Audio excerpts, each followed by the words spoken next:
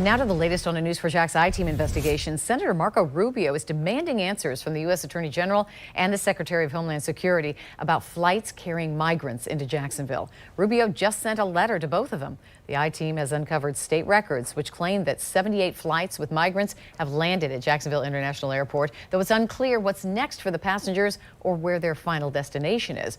News4JAX I-Team investigator Vic Micolucci shows us Rubio's list of demands. In the letter to Alejandro Mayorkas, the Secretary of Homeland Security, and U.S. Attorney General Merrick Garland, Senator Marco Rubio talks about the flights from the southern border to Jacksonville, citing News4JAX I-Team reporting on 78 planes likely carrying migrants landing at JAX.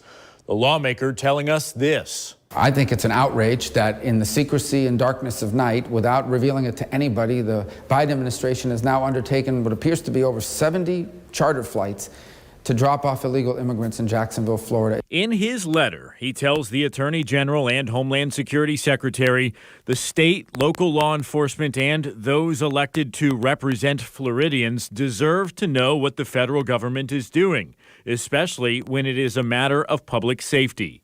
He demands answers about the chartered flights and ground transportation, including who is being transported, their immigrant status, whether they have been tested for COVID-19 or have shown proof of vaccination, their final destinations, and which security reviews they went through.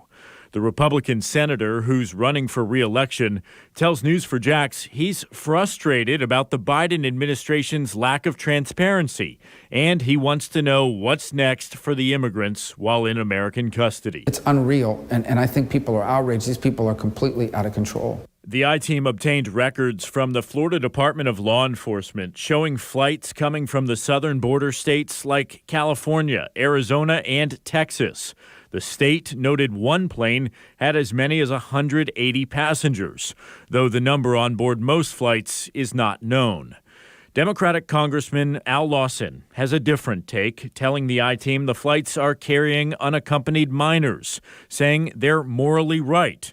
He wrote in an email to us, the program runs through HHS to safely bring children seeking asylum into our country as they await their immigration proceedings. In his letter, which he sent to the Homeland Security Secretary as well as the Attorney General this afternoon, Rubio demands all of these details on these flights and a full briefing as soon as possible.